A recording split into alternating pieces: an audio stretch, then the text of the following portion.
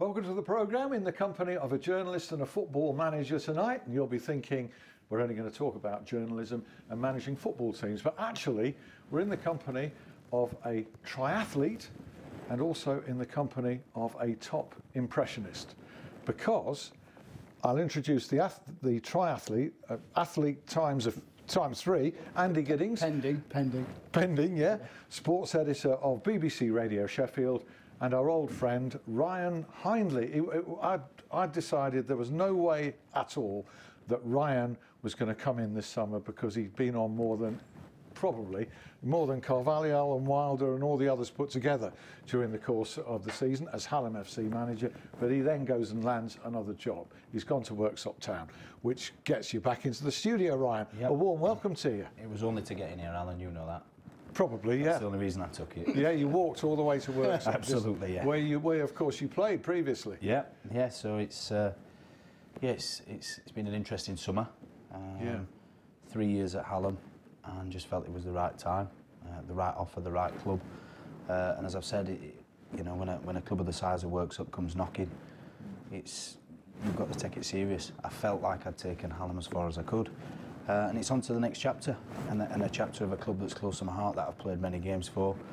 Superb fans, superb club, and now a great infrastructure that we are currently putting in place. So, really, yeah, exciting times. Yeah, interesting. I was talking to a guy today. I know he's going to help you in the initial stages. My personal trainer on a Thursday morning, David Holdsworth, ex-Sheffield United and Watford and Birmingham City defender, skipper. Yeah, so Dave's got a wealth of knowledge, and the feedback that we've had and what I've seen and people I've spoken to and I've seen his sessions live are outstanding.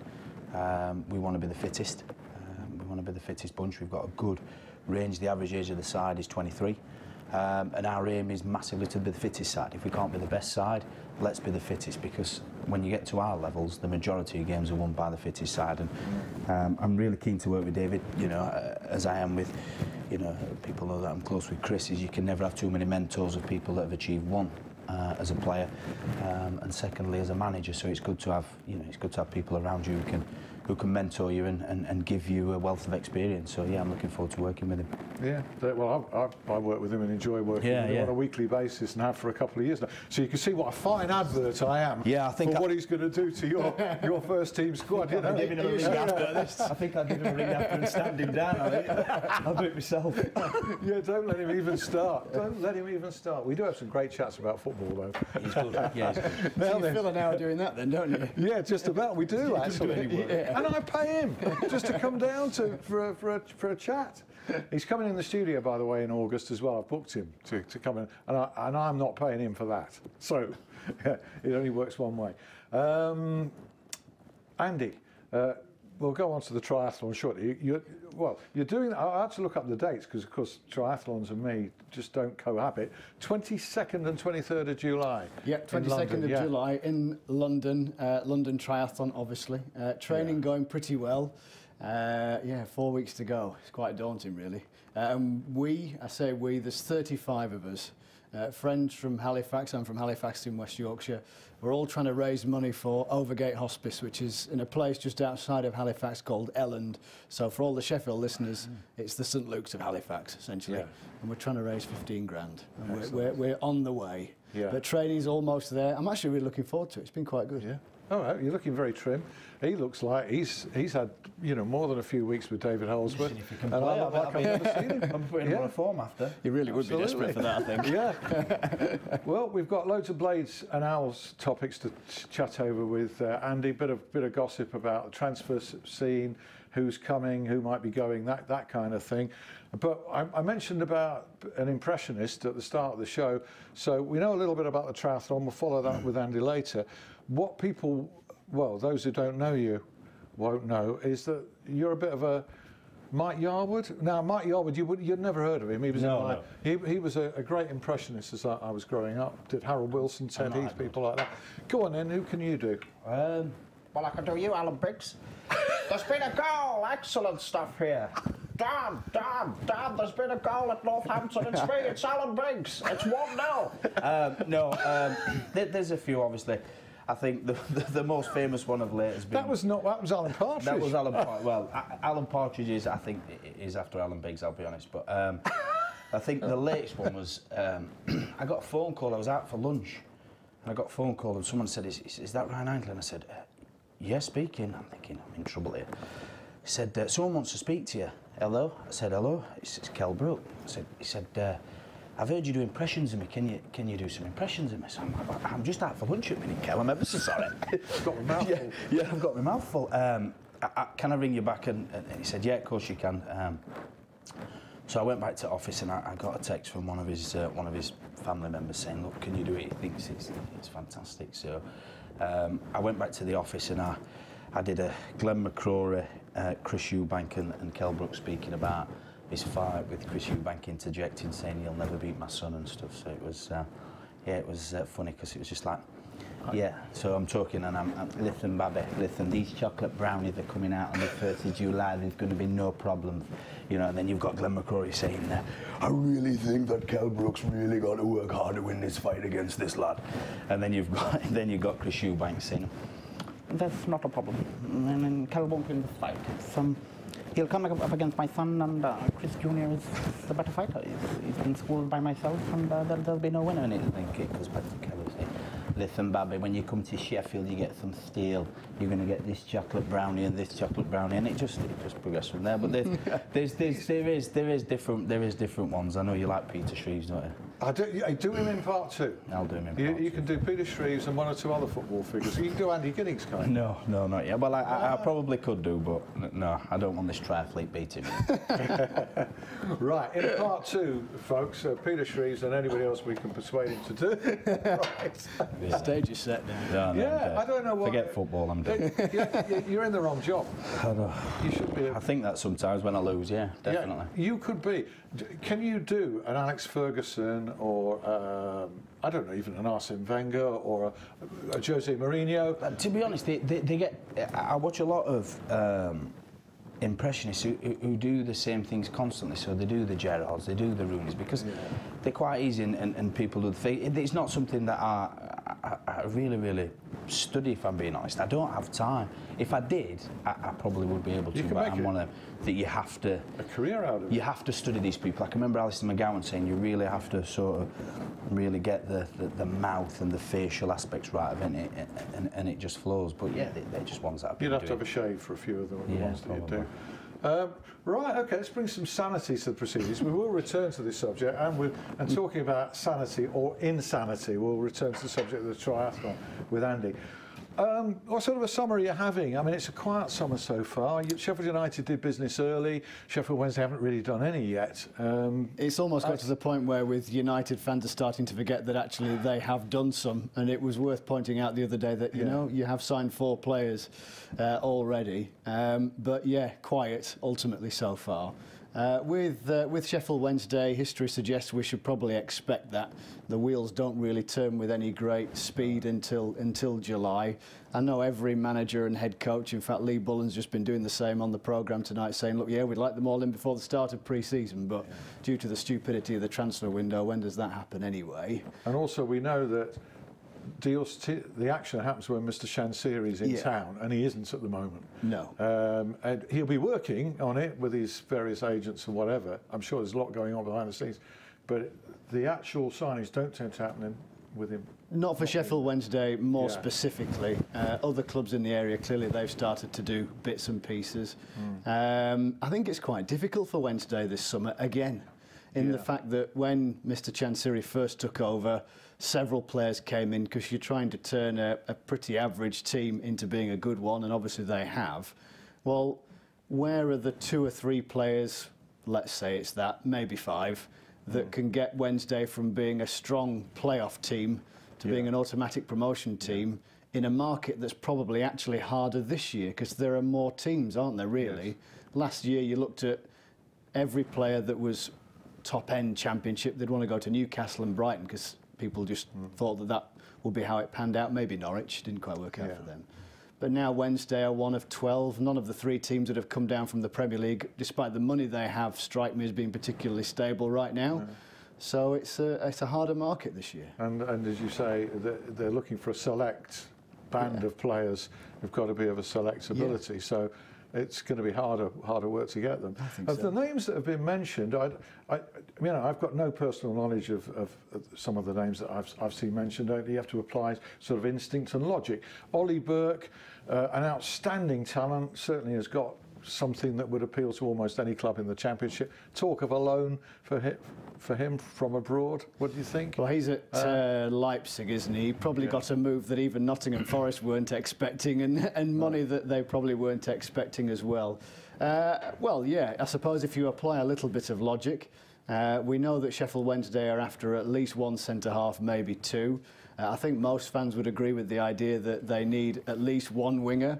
I would perhaps say maybe two. Because the problem wasn't really who Wednesday had up front last year, although I suppose towards the latter end of the season it did become that way for Jordan Rhodes, sadly. It was the service. And how they can get the best or get better than Adam Reach. Didn't really do anything for me. Not certainly anything to justify the price tag that he came with. That can be seen as fair and unfair in this day and age, can't it? Maybe a change of role if they go 3-5-2 and he could be a wing back down possibly there. So, and maybe somebody else in addition to Ross Wallace, who I still think has got it, but you know, there is nobody really that can push him in that role. No, he's got the craft and skill, can score a goal, hasn't got the pace. And they are short of pace, aren't they? 100%. What will also be interesting with Wednesday, this big bugbear of mine for a couple of seasons now, it's getting rid of the players that are never going to play, that are on mega bucks. Mind you, that's obviously part of the problem. Clearly, they can't shift them on. Wednesday have moved on as a squad at such a rapid pace. You could probably name 10 of players that just aren't good enough anymore, or aren't in favour and aren't good enough anymore. And if they could clear them out, get the best out of Abdi, get the best out of Jordan Rhodes, 3 or 4 more signings, and hopefully, there you go. Yeah, let's hope so. Bongani Zungu, if I pronounce that correctly, a South African international playing in Portugal. I don't know. I just don't know. He's going to be very, very expensive. It depends on which market Wednesday want to place themselves in, doesn't it? Is that... And it remains to be seen. Is that something that the football staff want? Clearly, you can understand the link. Carlos Carvalho's links to Portugal. He will know him. He will know whether he's a good player. Goal-scoring midfielder. Of the competing forces, shall we describe it like that? Of the football staff and the agency staff, you know, for all of the Barry Bannons of this world that are extremely astute signings. You've got your Marco Matashes as well. Yes, you have. So where does this guy fit? And I think by and large they're looking for British players. And they've said that more than once now. So fair enough, this guy might be good, but it's an if. They said that about several players and they just haven't proven that way. No. Okay, a bit of intrigue over Fernando Forestieri. We've all got thoughts on that. I've made my instincts known on that. I'll talk to Andy about his possible future in a moment. After we've just talked about the other side of the city. As Andy said, several players signed: Nathan Thomas, Ender Stevens, Ched Evans and George Baldock, and possibly Ricky Holmes and Ryan Leonard on the way. But they won't make a finer signing than the manager on a new contract, will they? We can only hope so, yeah.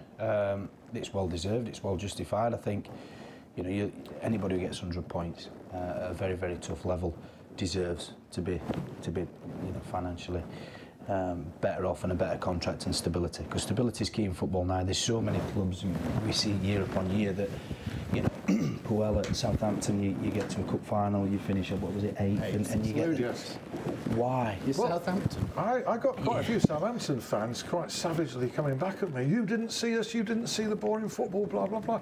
But I could see the position in the table. They also reached the League Cup final. And it was a great final. Well, one of the better ones, wasn't it? But you look at it beforehand, right? So if somebody said even to Sheffield United this season, you're going to have a steady cup run and you're going to finish 8th in the Championship. You'd take it, wouldn't you?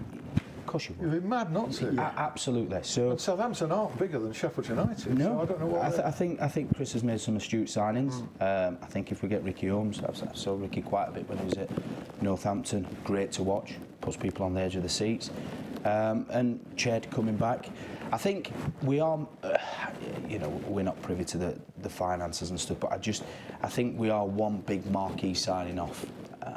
Maybe a centre half of some sort, some level, or somebody who you can really look at and say Sheffield United mean business, and that's nothing against the signings that we've made. The budget's relatively modest, I think. Absolutely. I think it's part of the plan, though, isn't it? I mean, Chris said in the press, probably quite well, just after the end of the season now, that he wanted the types of players that he's got, and obviously he's got some of them, you mentioned it, that there might be room for that, maybe a loan signing that's got pedigree, that maybe just isn't quite getting in a Premier League team. Don't read anything into that, by the way, but you know where I'm going with that type of thing. That type of player that is more of a statement. Season-long loan, maybe a forward, something like that. Yeah. Off you go. You can see that.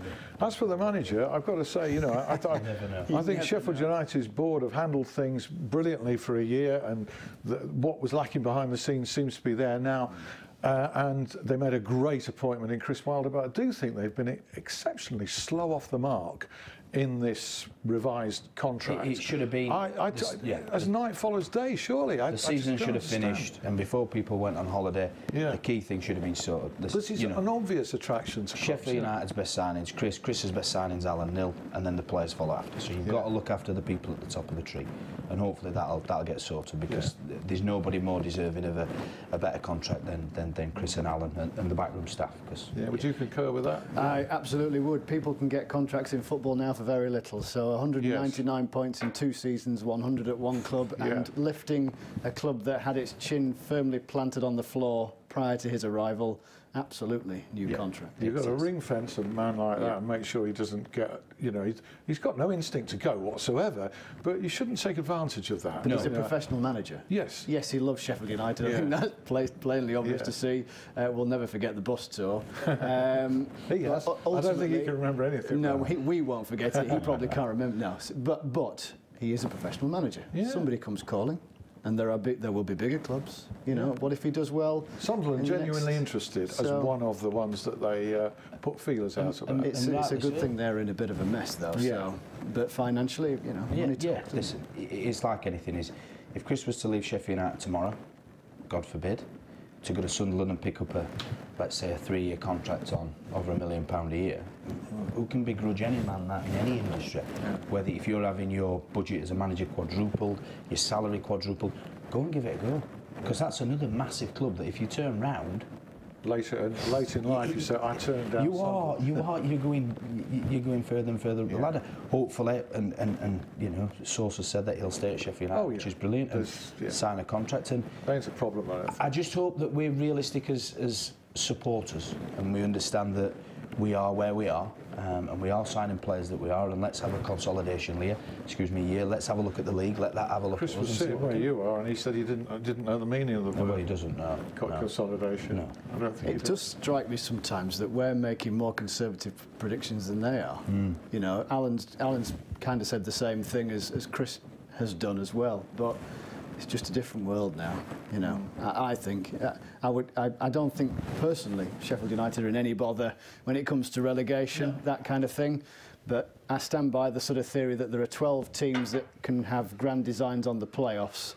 So if United finish 13th, I think that's a pretty good year. Yeah, me too. But interesting, the bookies have got them, I think, to win the championship. They've got 25-1, which is quite short for a newly promoted club. Or was it even narrower than that, I think?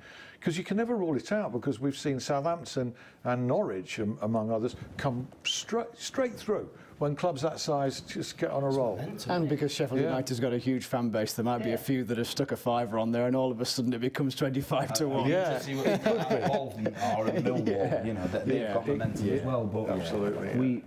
We're on the crest of a wave. We've got a great club. We've got a great manager. And you never know. No, you don't. Never know in football. When all those things are right, you know, it doesn't matter that you've got no standout individual or big name that other teams go like that, apart from Billy Sharp, of course, who we know can score at that level. Right, that's part one done and dusted already, and we didn't get time to come round to Fernando Forestieri. Bit of a kick around on that subject, where we think he'll play his football next season. And what Sheffield Wednesday's policy will be on that, I don't know. There's an element of intrigue on that particular front. And we'll hear from Peter Shreeves, among others, in part 2 when James Gregg joins us. See you then. See you.